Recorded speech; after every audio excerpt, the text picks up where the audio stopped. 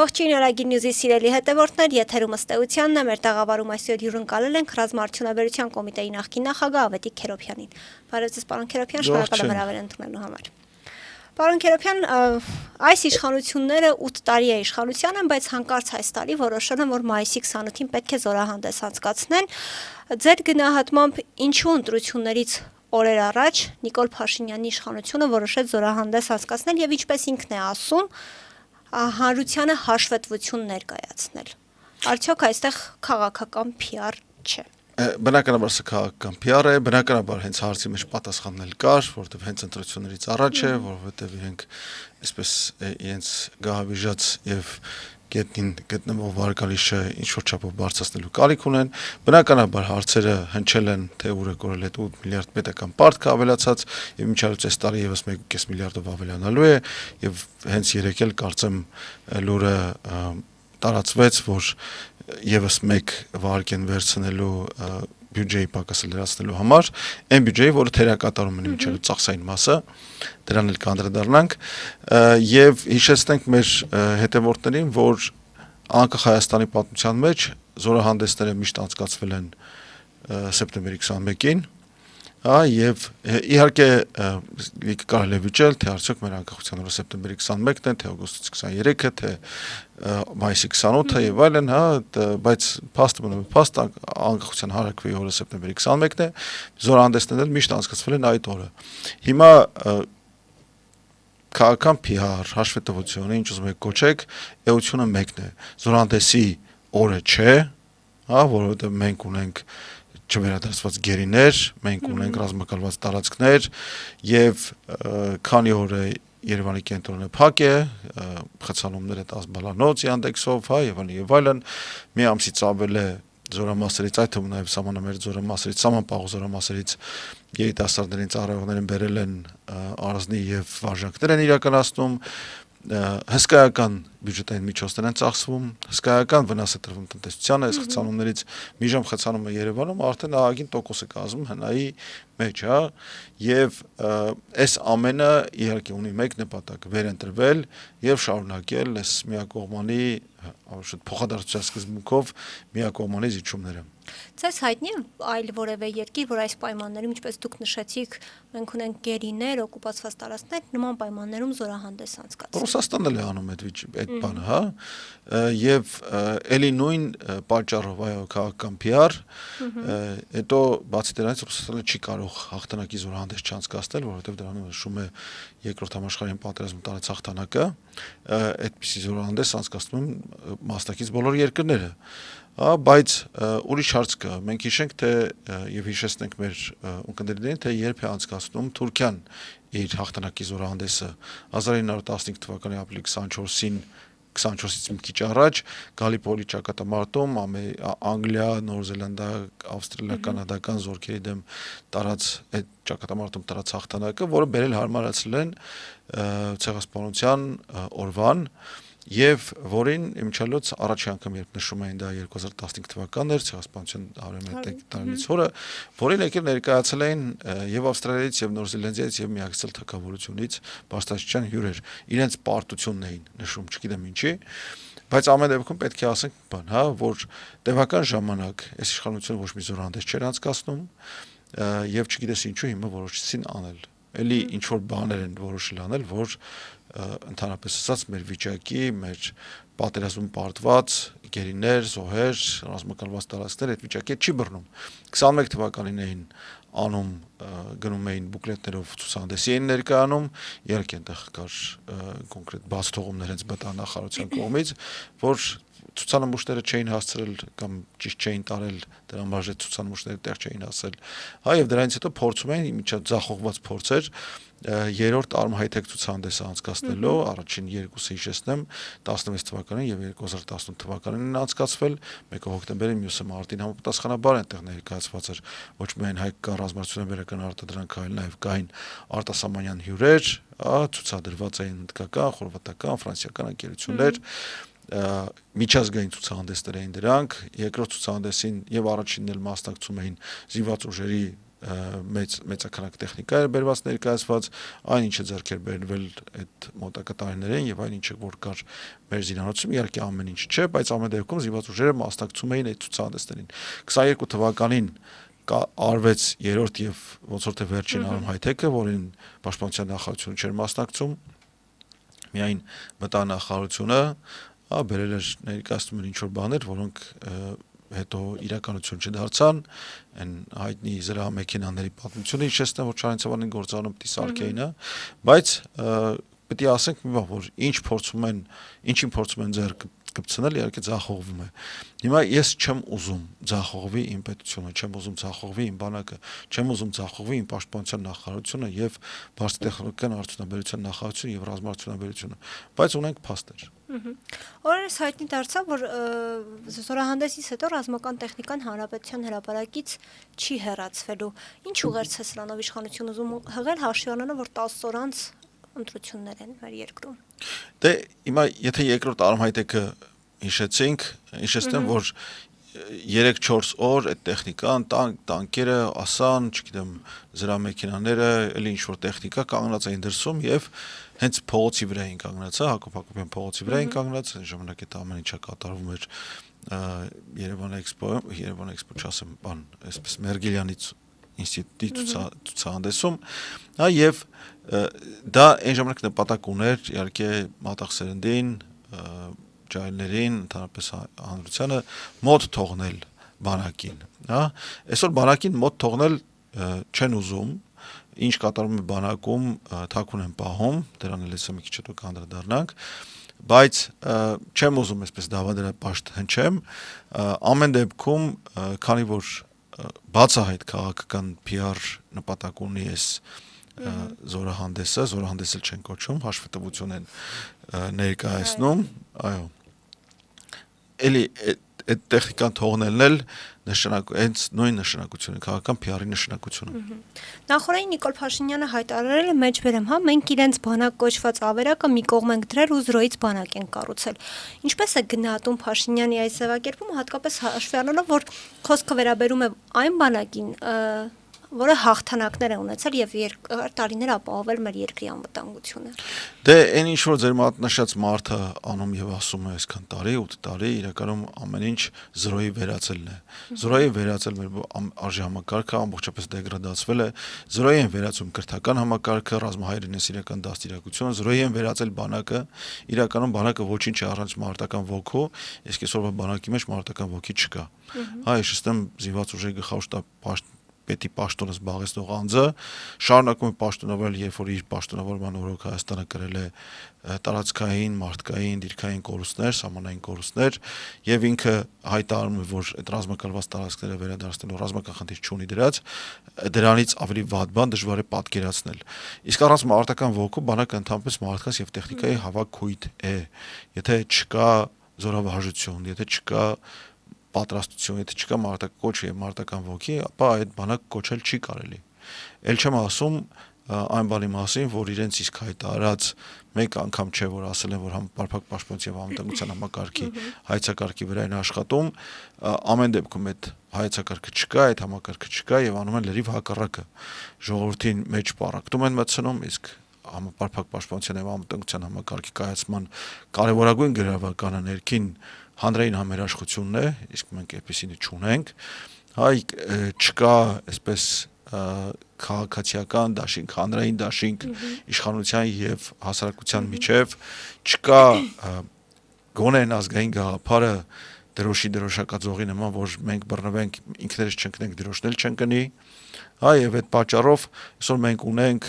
պարակտված հանրություն, ունենք պարակտված պետություն, ունենք խարխլված, էրոզիայի ենթարկված պետական կառավարման համակարգ, որի ինստիտուտների նկատմամբ չկա նշույլ անգամ վստահության։ Այս Նիկոլ Փաշինյանի հնչեցրած հայտարարությունը ձեր գնահատմամբ ինչպես կարող է անդրադառնալ մեր բանակի այսպես նախկին հրամանատարների վերաբերյալ հանրությանն այսպես կարծիքներին կարող է ինչ-որ փոփոխություն լինել կամ Ուրեմն կան նախկին հրամանատարներ, որոնք վարկաբեկել են իրենց։ Կան ներկա հրամանատարներ, որոնք վարկաբեկված են, որովհետև այս վարչախմբի ձեռքից ստացել են պաշտոններ, պարգևներ պարտությունից հետո։ Ես չեմ պատկերացնում, ասենք այդ պարտությունից հետո ոնց կարելի է ինչ-որ մի գնդապետի ինչ-որ գեներալի կոչում շնորհել,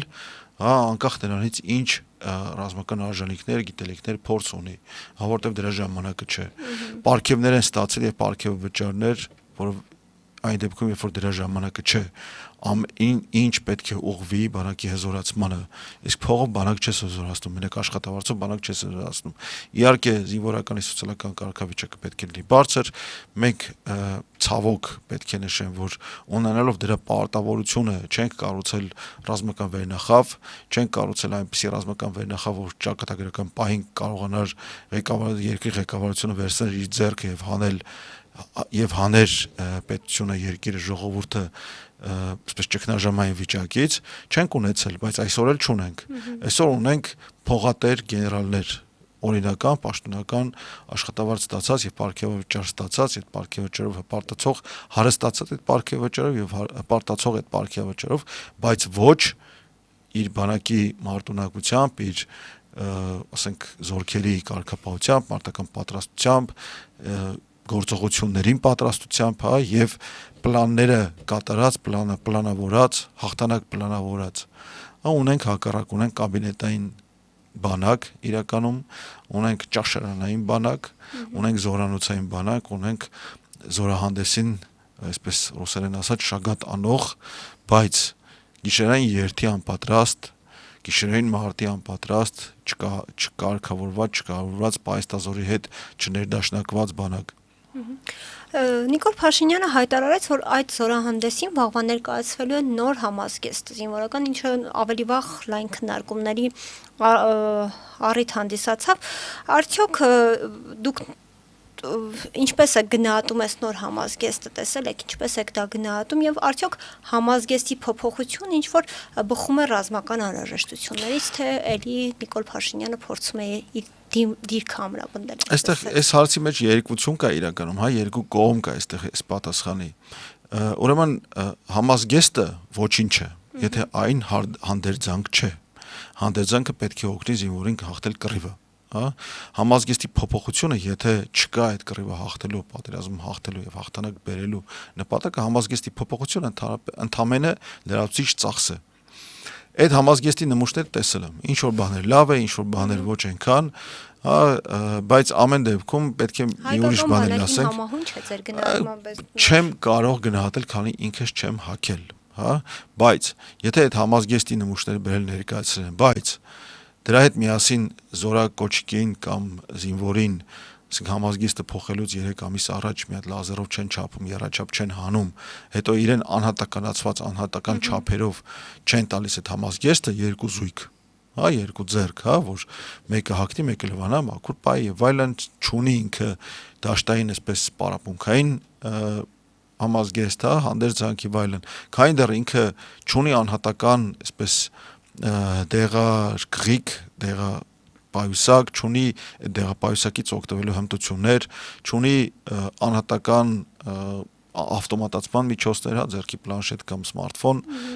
պաշտպանված եւ այլն, այդ ամեն ինչը բուտաֆորիա իրականում։ Իսկ եթե զինվորը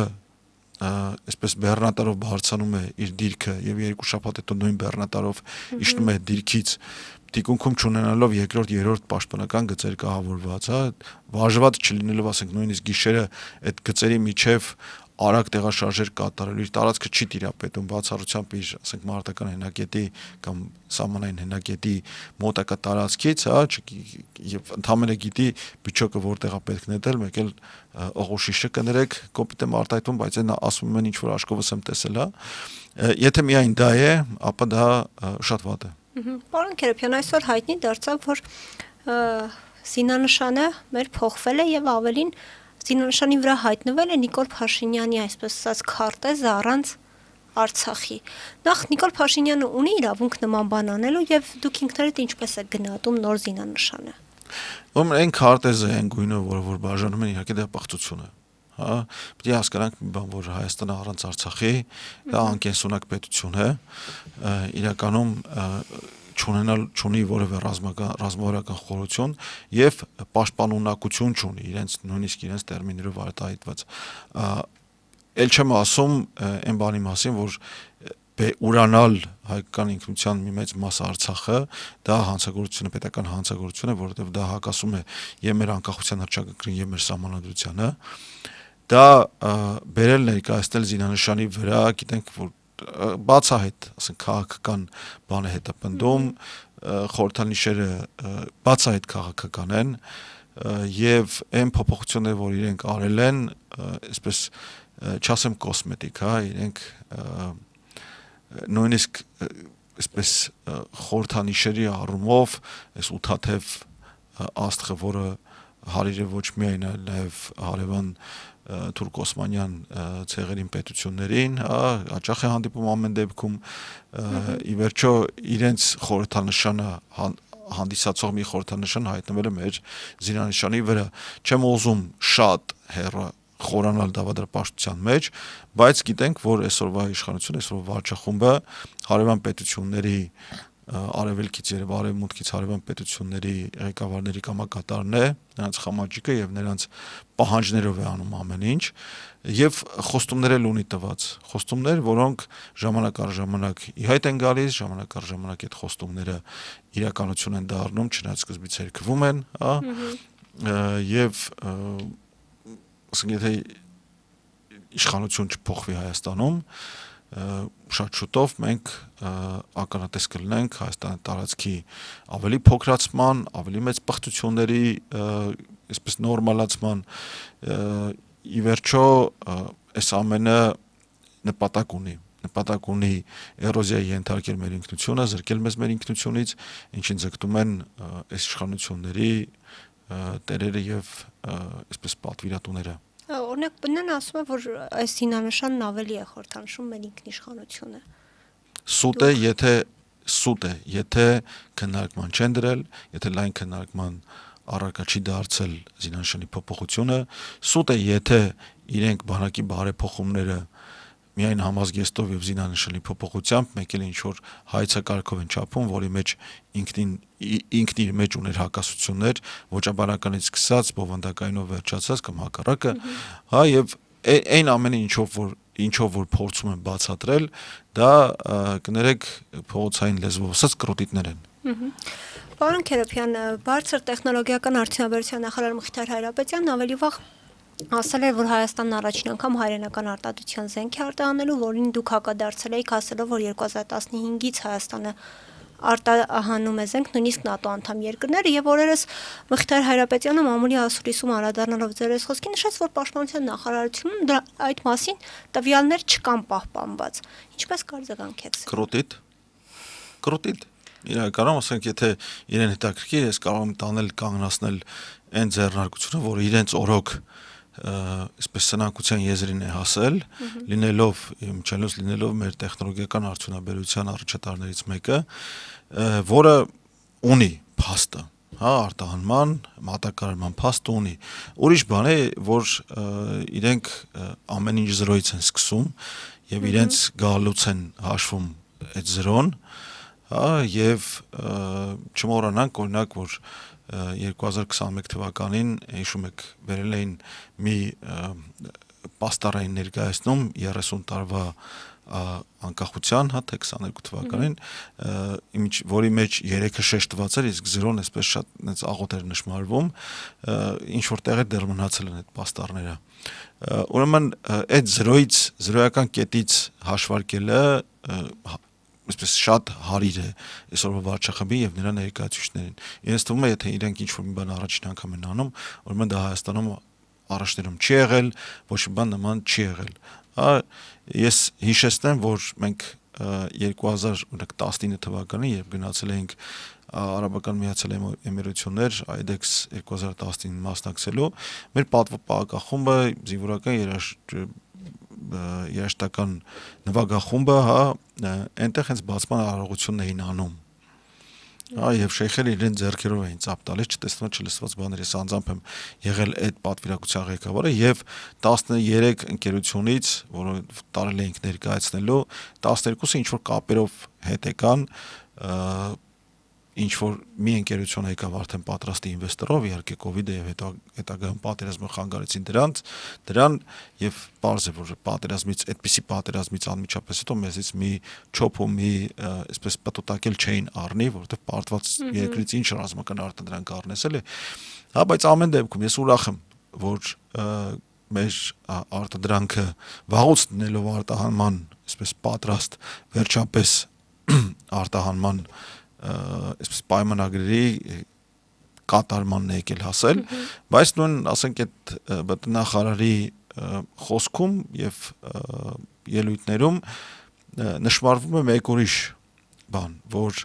այդ ընկերությունները հաղթահարել են բազում բյուրոկրատական, փաստաթղթավորման եւ լոգիստիկ դժվարություններ։ Մի հարց տամ էլի,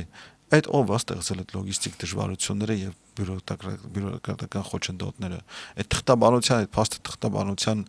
խնդիրները, այդ ում պատճառով են։ Կարող է մի հատ հայելու մեջ նայեն եւ հասկանան, որ իրենց պատճառով են այդ բաները։ Միջայլոց ասենք այդ արտահանման հայտարարությունից հետո կառավարության հապճեպ որոշումներ բերեցին եւ նախքին ընդունված որոշումների մեջ պաշտպանության նախարարություն բառերը փոխարինելու բտանախարարության եւ այլն, այսինքն պարզ է դառնում, որ 2019 թվականին ստեղծված բտանախարարության եւ ռազմարտությունաբերության լիազորությունները այդ նախարարության փոխանցելուց հետո ինչ որ բաներ դեռ մնացել են, որոնք հենց իրենք հանդիսանում են խոչընդոտներ։ Ժամանակին արտահանման թույլտվությունը տալիս է պաշտպանության նախարարությունը, որտեղ ռազմարտությունաբերությունը գտնում է նրա կազմում։ Այդ փոփոխություններից այդ 2019-ի կառավարչական քաոսից հետո, երբ ես ինքս չհասցրեցի այդ ամեն ինչը բերել տրամաբանական խելքի ավարտի հասցնել, հա, 6 տարի է անցել, 6 տարի հետո նոր եկել բերել են նույնիսկ օրենսդրական նորմատիվ իրավական բազան են նոր բերում, այսպես կարգի բերում։ Պարոն Քերոբյան, անդրադառնանք նաև ընտրություններին, հաշված օրեր են մնացել ընտրություններին, հավատում եք, որ ընտրությունները Հայաստանում իշխանափոխություն տեղի կունենա հունիսի 7-ին, հաշվի առնելով այն մեծ, այսպես ասած, արտաքին աջակցությունը, որ Փաշինյանն է վայելում ավելի վաղ ԱՄՆ փոխնախագահը դրա մասին հայտարարեց, Հական Ֆիդանը, Էմանուել Մակրոնը, Կայա Կալասը, նախորդին էլ Մարկո Ռուբիոն ասաց, որ փաստացի աջակցում է Փաշինյանի աջակցությանը, կարող է ընդդիմությունը հեռացնել Փաշինյանին ընտրություններով։ Կաչակցեն, որովհետև իրենց բոլոր ասածները անում է։ Հա, եթե երեկվա հայտարարության նախորդող այսպես ստորագրված կամ նախաստորագրված փաստաթղթերը ուսումնասիրենք, այդ փաստաթղթերի մեջ մի արտահայտություն է աչք զարնում, որ Հայաստանի տարածքում, Հայաստանի Հանրապետության տարածքում ինչ որ իրավունքներ են վերապահվում։ Հասել ենք դրան, որ արտաքին դերակատարները ճիշտ է բանը կա, էլի գեղեցիկ փաթեթավորումը կա, որ ամեն ինչ արվում է Հայաստանի Հանրապետության իշխանության, իրավազորության եւ այլն ամեն ինչ շրջանակներում, բայց միայն այն բանը, որ Հայաստանի Հանրապետությունը իր իսկ տարածքում իրավունք է վերապահվում, կամ այն արտահայտությունը այն մեջ են բերում, որ այս համաձայնագիրը, եթե հակասում է սահմանադրության, ունի սահմանադրությունից ավելի բարձր ուժ, հա, դա արդեն ամեն ինչ ասում է մեր թե ուր ենք հասել, հա, այս վարչախմբի, այս իշխանության օրոք ուր ենք հասել։ Ինչ վերաբերում է ընտրությունների եւ նախընտրական եւ շատ կարեւոր է հետընտրական գործընթացներին։ Ուրեմն չմոռանանք ով է կենտրոնական դատական հանձնաժողովի նախագահը եւ անդամների մեծ մասը, հա, նախկին ԿՊ կուսակցության անդամ, որը կուսակցության անդամությունից հրաժարվեց ԿՀ-ի նախագահ ընտրվելու նախորդ օրը։ Նա չմոռանանք, որ այդ ԿՀ-ի անդամների մեծ մասը իշխող կուսակցության անդամներ են նախկինում եղել կամ հիմա էլ հանդիսանում են։ Չմոռանանք, որ ընտրակեղծիքների համակարգը գործում է ամբողջ թափով, հա, եւ ընտրակեղծիքը միայն քվեարկության օրը ինչ որ թվեր նկարելով չի։ Ընտրակեղծիքը այսպես տվյալներ կեղծելով է, արցախցիներին քվեարկության իրավունքից զրկելով է, քաղաքացիությունից զրկելով այսպես կամայական առանց որևէ իրավական հիմքի զրկելով է արցախցիներին քաղաքացիությունից, ընտրակեղծիք է հակառակորդներին, քաղաքական հակառակորդներին եւ ընդդիմախոսներին այսպես ուժայիններին հրահանգելով, անմիջական հրահանգելով բանտարկելը եւ շինծու մեղադրանքներ առաջադրելը։ Ընտրակեղծիք է թեմակալ առաջնորդ arczepiskoposներին Միքայել Աչապահյանին եւ Բագրատ Գալստարյանին բանտարկության մեջ պահելը առանց դրա որևէ օրինական հիմքի շինծու մեղադրանքներով դատավարությունների ընթացքում պարզ է դառնում արդեն որ մեղադրանքները շինծու են լիքը այլ բաներ են ընտրակ եղցիկ հա բայց ես կարծում եմ որ ի վերջո մեր ժողովրդի մի զգալի մասը չի կորցրել վերլուծելու կարողությունը վերլուծելու փոքր-ինչ կարողություն ունեցող մարդը կբացի 2021 թվականի ընտրախոստումները ներկա իշխանությունների հա եւ կտեսնի թե ինչքան քիչ բան են արել ոչ թե ինչքան քիչ կամ այսպես համարյա բան չեն արել փորձում եմ մեղմ խոսել հա բայց չկա մի բան երևի որ արել են հիշեցնենք կհիշեն երևի մարդիկ 2020-ի նոյեմբերին այդ պատերազմում պարտությունից հետո 15 թե 16 կետից բաղկացած հակաճգնաժամային ծրագիրը, որի հաշվետվությունը խոստանում էր 6 ամիս հետո տալ, բայց այդպես էլ չտրվեց։ Կհիշեն մեր հայրենակիցները, որ 2016 թվականի եւ 2020 թվականի պատերազմների քննիչ հանձնաժողովներ են ստեղծվել եւ բնականաբար, ասենք ես որևէ ակնկալիք չունեմ այդ հանձնաժողովների զեկույցներից, հա, որ իրենք կլինեն անաչառ եւ ամբողջական, բայց միևնույն նույնիսկ այդ զեկույցները չեն հրապարակվել, ոչ գաղտնի ինչ կա այդ պատերազմի մասին, որ հանրությանը հայտնի չէ։ Ի վերջո ազգային ժողովը հենց նրա համար ազգային ժողով որ հանրության արժեվ է պատասխանատու ոչ թե կառավարության իր իսկ կողմից վերահսկվող կառավարության կամքը կամ կամայականություն կամ կամակորությունը կատարելու համար չէ այդ ազգային ժողովը, հա, եւ ազգային ժողովը հանրությանն է հաշվետու, ազգին է հաշվետու, ոչ թե կառավարությանը եւ կամ նրանց այսպես կամակորությունը կամ կմահաճույքները կատարելու համար չէ ինչպիսին այսօր հանդիսանում է իրականում, հա, եւ մեր հայրենակիցները, որոնք չեն հրաժարվել վերլուծելու կարողությունից, կվերլուծեն նաեւ բոլոր այն հայտարարությունները, որ այսօրվա իշխանությունը եւ նրա պարագլուխը կատարել են տարիների ընթացքում, հա, այսպես ընկերներից մեկը այն օրը մեջ բերեց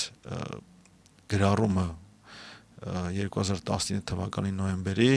Հաթեր գյուղի ճանապարհին կանգնած մարդը, որ հետևի ջուր էր շփում եւ հայտարարում էր ինքը, որ ոնց ես քեզ կարող եմ հիասթափեցնել, եղբայր եւ այլն, եւ դրանից ուղիղ 1 տարի հետո գրչի մի ստորագրությամբ հանձնեց Արցախը միայն այն տարածքները չէր, որ այդ փաստում նշվում էին Արցախը, որովհետեւ այդ տարածքների հանձնումից հետո Արցախը դառավ անկենսունակ եւ այլ բան, այլ երկ չէր կարող լինել ժամանակը չի կարևոր եւ ընդհանրապես մնացած դերակատարների ազդեցությունը չի կարևոր կարևորը թե ինչ իրավիճակում էր հայտնվում Արցախը այդ փաստաթղթի ստորագրումից հետո հիշենք եւ ինքներս մեզ հաշիվ տանք ընտրություն գնալուց առաջ ում չի կարելի քվեարկել ում օգտին չի կարելի քվե տալ եւ պարոն Քերոփյան զրույցը ամփոփելով եթե Նիկոլ Փաշինյանը այս ընտրություններում պարտություն կրի ձեր գնահատմամբ խաղաղ եւ անցնցում ճանապարհով կհեռանա իշխանությունից։ Դե թղթերը տակը դրել են, որպեսզի խաղաղ եւ անցնցում չհեռանան։ Ընտրությունների մասին օրենքի փոփոխություններ են իրականացել, որով կարող է արտակարգ դրություն հայտարարվել ինչ որ բաներից ելնելով, հանգամանքներից ելնելով եւ նույնիսկ չեղարկել այդ ընտրությունների արդյունքները։ Ընտրությունից առաջ կարող են արտակարգ դրություն հայտարարել եւ չեղարկել ընտրությունները այդ արտակարգությունները պայմանավորված իսկ իրենց գործընկերները որոնց հետ գնացել են ռազմավարական գործարքի ես մեջ եմ բերում ուղիղ մեջ եմ բերում խոսքը կարող է այդ արտակարգության համար պայմաններ ստեղծեն իսկ կարող է իրենք ստեղծեն դրա համար պայմաններ օրինակի համար ասենք կորցնելով կամ խեղելով իրենց թիմակիցներից ինչ որ մեկին կամ մի քանիսին եւ դրա մեղք գցելով անդիմության վրա օրինակի համար ամեն ինչ կարող են անել միայն թե իրենց իշխանությունը պահեն Շնորհակալ եմ պարոն Քերոփյան Ձեր շնորհակալություն Իմ հյուրն է ռազմաարդյունաբերության կոմիտեի նախկին նախագահ Ավետիք Քերոփյանը։ Կհանդիպենք։